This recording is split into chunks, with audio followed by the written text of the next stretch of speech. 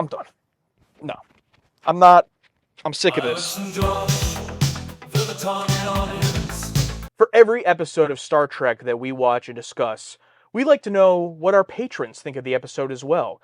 So we post and ask for them to give us their opinions, and these are the patrons' takes. I think this one might make you both a bit emotional in places, even though it's another child-based one. A good scene between Beverly and Wesley, and a little more Klingon lore. I have this one ranked as enjoyable. Well, definitely got emotional for sure. Yeah. Interesting. I don't know if I would say like it was a child-based one because he really doesn't do that much, and I wouldn't count Wesley as a child anymore. The dude has to be at least 21 in real life, so he's got to be at least 16, 17 in the show. Yeah, no, I wouldn't consider this kid the star or the stealer. You know what I mean? He's there, but he doesn't detract from anything else that happens, and he's fine. Like if he was terrible, maybe yes, but no, he's like the only okay child actor I know. You're either the best or the worst. Yeah. And this guy was just okay. Not the best child actor performance, but some amazing stuff with the Crusher family and also some good moments for Troy and Worf. I think you'll enjoy those aspects. Correct. And it seems like, so far at least, we're very early into this, but it seems like they like it, but they're just not over the moon, it seems. Yeah, it's weird. I don't know why we are and they aren't, you know. I'm glad they're not thinking like it's bad or anything, but it's weird how people, so far it's like, yeah, it's fine. Well, I think it's probably partly because, I can't remember really. We haven't really had this much of a character-driven episode, I think, in Star Trek ever. Like, I'm trying to think, and I know people will bring up examples, and I'll have to just, they'll be like, well, actually, the Doomsday Machine's a pretty character-driven. It's like, no, they're blowing up a huge thing. It's like, no, like, this is just slow, at least for most of it, just character scene, and that's it. And a plot was introduced like so late. Like, you know what I mean? Like, for the most part, it was just grief. Yeah, I thought it was all just going to, well, it is on the Enterprise, but I thought it was going to be all the Enterprise with no outside forces. Ends up that does come in, but yeah. What I'm getting at is once this goes up, I feel like this is going to be one of those moments where, like, especially the patrons, but everybody in our community is going to be like, okay, like, this is what they want. Like, this is what they like. So they'll give like a better expectation, I think, like moving forward of like, they should already know to an extent that we would like this, but I feel like it'll, like, we didn't just like it. Like, we love it. Like, I love this. I love this yeah. episode. Worf. Thank you, Steven. You guys may like this one, but I just can't. Kids should not be on Trek, and I usually agree. This kid wasn't terrible, though. Like, he's not like that episode in season 3 of TOS, where the kids like took over. And Children shall lead. Yeah. And it wasn't like season 1 of this show with When the Bow Breaks with all the kids. Let's spend 30 minutes of just scenes with kid characters you don't know and adult characters you don't know, learning how to woodblock. Like it's just this one kid who's fine. Just fine. Welcome Ron Moore to the franchise. Absolutely. As a kid, I liked this episode since I saw it after the kids started RoboCop 2, and he was everywhere on all the sitcoms all the time. At the time. Oh, that's funny. Really? Huh. You said he was familiar. I didn't recognize him at all. He had like I don't know, he reminded me of Hayden Christensen. But then to seeing him, I saw RoboCop 2 recently. I'm like, oh yeah, shit. This is Ron Moore's first episode, and I hope this is what we get from him moving forward. I don't want to glaze the guy too early. It's been one episode, and who knows how much input, Melinda and other people had. But if this is what we're getting from him when he writes an episode, like, I'm ready. I'm all in. He clearly... somehow, I don't know if he just watched the show before or what, but like he clearly knows these characters, understands what to do with them. I literally feel like he just like walked into season 3 and was just like, all right, like well, this is what we're doing. Yeah, like he was Thanos walking into the portal. Like, all right, this is mine now. Yeah, destiny has arrived, or should I say, I have. Yeah, read it. Run from it. Yeah, I find that so fascinating, just in TV in general, how like you have all these different writers, but you have to like trust these you have script supervisors and stuff, and Melinda. Yeah, Melinda and other people. But yeah, you're just writing for these people that other people have written for, and it's like I don't have the same brain, or that person might have the same brain and thought process as that person. So like, imagine just writing something for someone that's like out of character. It seems like a mindfuck just having a different writer for the same characters. Yeah. I don't know. The whole thing is just... And we've talked about directors a lot throughout this Star Trek journey so far. We've talked about writers a few times, but there hasn't been like a writer necessarily thus far, except I guess DC Fontana would be the one I would think of. But like a lot of times it just doesn't seem like the writer is something that, like comes back a lot or makes a name for themselves. Or if it's someone like Melinda Snodgrass, then she becomes, script supervisor or whatever. But I think this guy, I don't know, but just from what people have said, like I think he just like started writing these episodes and then like just like becomes a part of like the Star Trek family of the lore or whatever. It's like if that's the case, that's awesome. But like it's weird to me that there's been so much good writing throughout the franchise that I can't think of many writers really so far. Yeah, it's tough. I mean, you watch so many credits, they're all gonna, unless you Yeah, see like yeah. the same names over and over again, they're kind of gonna run. But I can like think of so many directors that we've loved, Okay, from Ralph Sinensky to Rob Bowman, I get you. Cliff Bowl. Cliff Bole, Winters Colby. But with writers, I'm like, yeah, there's DC Fontana, Yeah, and then there's Melinda Snodgrass wrote a few, and now in one episode, Ron Moore. That's really it. yeah, it's tough. It's I'm terrible with names, Hmm. and I don't know what these people look like Yeah, true. for the most part. Um, You definitely didn't know what DC Fontana looked like. I definitely, I definitely did not. All right, cool. We can move on. The first time we ever care about a red shirt's death. That's true. That's true. She was a blue shirt too. She wasn't. Yeah, they don't do like I mean, the new thing is yellow the shirts security geeks. because that laser bolt, like say Oh yeah, yeah. whoa, saved the Chiefs. Saved the chief. They sacrificed themselves for the chief, pretty much. I saw Michael Dorn on a panel at a sci-fi convention a few years after this episode aired. Someone asked him about the Jeremy character. He smiled and said something to the effect that the kid actor was a terror to the cast on the set. He also mentioned they called the kid Damien, which was taken from the actor's name, Gabriel Damon. Wow. That's hilarious because the kid in RoboCop 2 was like an asshole. So I wonder if he was just, that's so he wasn't really acting in that movie. That's hilarious. The whole concept of seeing an aftermath of a red shirt's death was an interesting concept. Seeing that they aren't just forgotten about and that they can leave people behind is a sobering thought. That being said, it's not an episode I personally rewatch much. I agree with the first part of his statement there, because I hadn't even connected or thought of it as like a red shirt, but I guess red shirt just in general, just as like a character we don't know. Yeah, yeah, yeah. So that is a very interesting thought. With that being said, I would rewatch this a million times. Oh yeah, absolutely. I would find a cut of this episode and add it to that fantasy cut of episodes where they just take all the character stuff from every good and bad episode. But yeah, I would watch this. Yeah, I want to watch. Let's rewatch it Yeah, right let's, now. let's put it on. I think some of the best scenes are with Picard here, showing that while maybe he's not comfortable with children, he's empathetic and can deal with them when it counts. That no one is alone in the Enterprise line was great. That's a top tier line for sure. That's Star Trek. Hmm. That's the line. Like, we're all here, we've all lost, but we're never alone. And it also goes to show why Picard's a good captain. Even something he's uncomfortable with or doesn't like, he still nails it. Yeah, seeing the elevator like building up to it with Troy, it's like, I gotta do this. I don't really want to. Several really great emotional performances in this one, and a pretty good creepy factor when Aster reappears. Yeah, I mean, when that shot when she first reappears, it shows Jeremy just looking forward, and in the back, blurred, we see that pink figure turn around the corner, and we're like, what? And then like the rack shift focus to the mom. It's like, oh shit! But then the rest of the episode happened. The rest of the plot happened. The other stuff was great, but then the plot, yeah. Yeah. I think the score definitely made it creepy, made it good, and also that guest actress who played Marla reincarnated did pretty well in making that creepy. Had this been a different episode or we weren't so into the character stuff, I would be like in this discussion, if I hadn't liked it as much, I would be complaining, wanting it to have been more creepy and dive into that. But because I loved the episode so much for what it was, it doesn't, Yeah. I don't miss it. If this episode was more boring and not so heavily character driven with great emotional scenes, yes, I would have liked more of like go all out. I'm very meh about this episode. Don't get me wrong, it's good, but it doesn't have the same impact, in my opinion, that other episodes may have. I think the target audience will like it, but I don't think it'll be one of the best ever. But then I've been wrong before.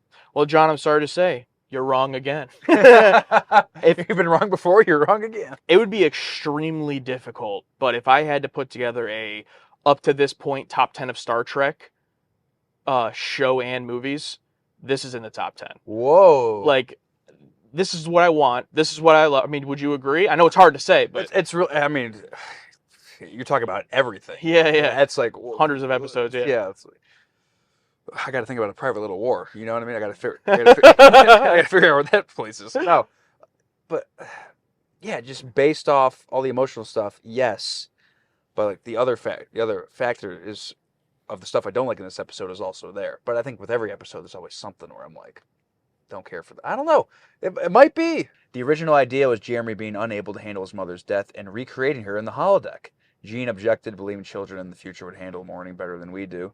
Much like with Conspiracy, they added in an alien element to modify the plot to his satisfaction. Now that would have been better. I thought Gene was gone. Was he like sick and gone by this point? Maybe this is like That's what people said. maybe this is like the tail end. Is this his like Vince McMahon last grasp, like not really there but calls in on Zoom?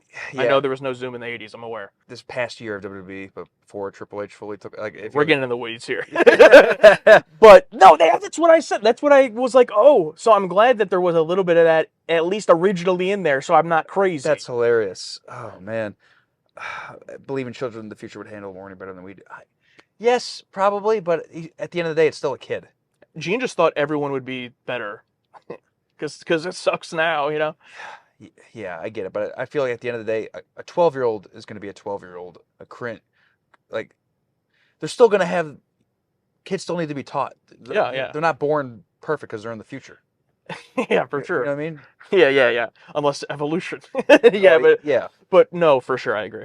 But I did like the little detail of how they teach them much more about like death and grief in school because of the situation they're in. Like it's a kid on the Enterprise, not just a kid. Right. So I did like that detail. If you're a kid on the Enterprise and Troy and Picard show up to your classroom, it's going to be a bad day.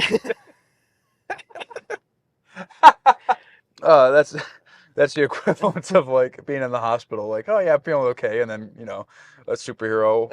Yeah, Chris Evans walks in. Yeah, it's like guy dressed up as Superman walks in. It's like, oh no. For an episode in which not much happens, there's actually a whole heck of a lot that happens. 100%. We not only get an insightful, cathartic, and poignant exploration of loss and grief, a lot of good words there, but we also get some really great backstory and character growth from Worf and Wesley. Deanna has some great moments as well, which shows her true skill as a counselor. I agree, and like so close to peak performance, even though that was last season, like yet again, here already we're getting another great like ensemble episode. Like everyone had strengths here and is building out their characters. Mm-hmm. I love it. I love to see where it's going. Not a big fan of this one. Not a fan of the kid or the actress playing his mother. Next. You know what? No, I'm done. I'm done. No. I'm not. I'm sick of this. They always say that we don't get it. No, they don't get it, Alex. They don't get it. Take my...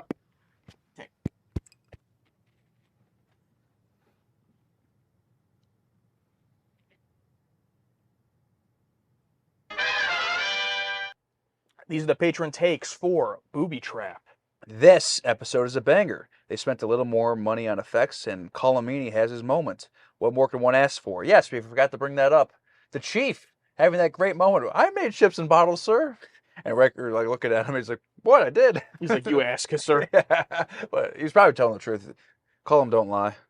Yeah, you guys let us know. Was Chief O'Brien telling the truth or not? I'm curious what you think. Factor cap. This one is okay as far as season 3 goes, better than most of the first 2 seasons.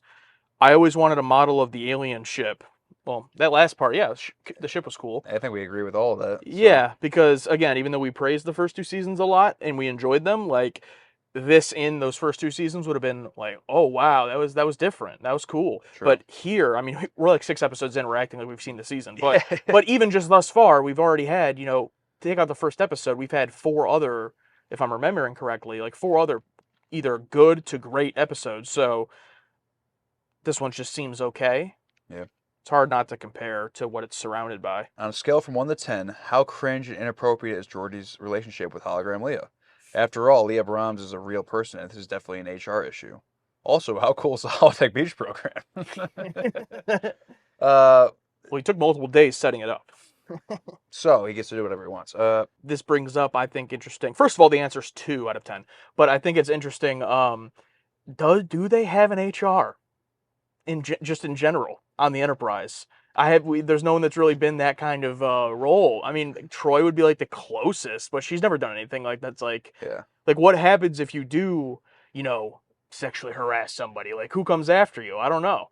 Yeah, that's a good point, but I'm sure Picard's like, well, we've eliminated the basic, human abnormalities of the past. Yeah. We don't have that issue of SA, and I'm assuming it's something like that. Even though it's like it's still a problem. It's probably still. Look what other Kirk tried to do to Janice. I mean, not real Kirk, but it was half Kirk. Yeah. It was that because the evil side is in all of us, right? That was the whole thing about the So I don't know, that part is the interesting to me, is do they even have HR? Maybe we find out, in which case don't tell us. But my answer is 2 out of 10. What about you?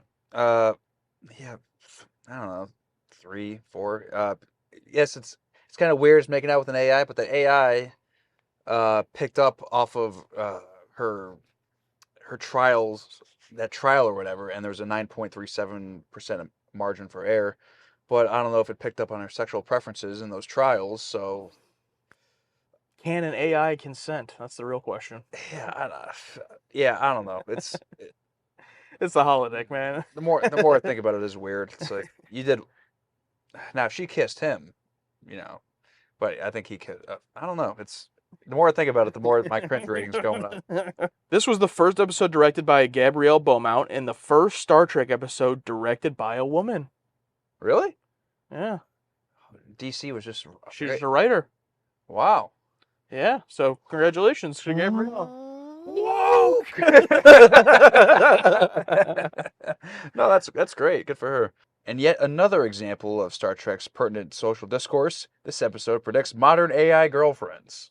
Star Trek, pretty good at predicting the future. True. And it's just nuts how the more they get into it, the more it's like, oh, this is something you could do right now. Like, it's crazy. But it's also crazy that had we watched this show 4 years ago, it wouldn't be something you could do right now. Like, it's very much recent. Best episode of the season, baby.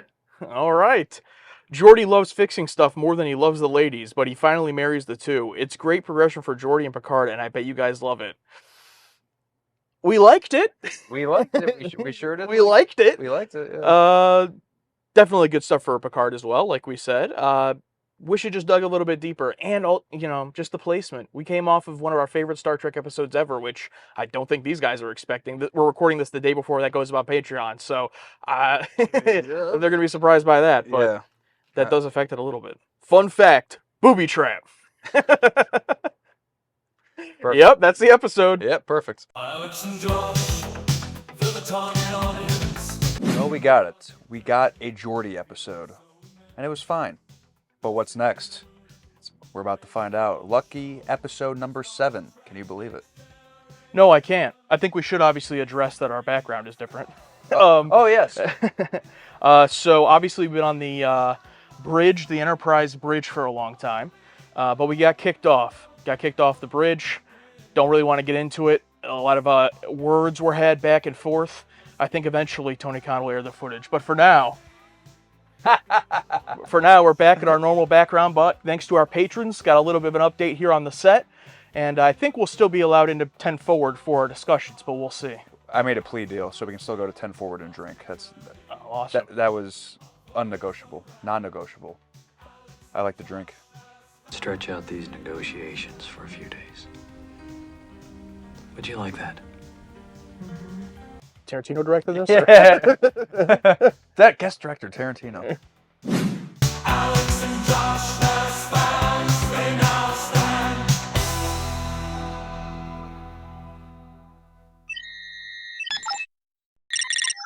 Whoa!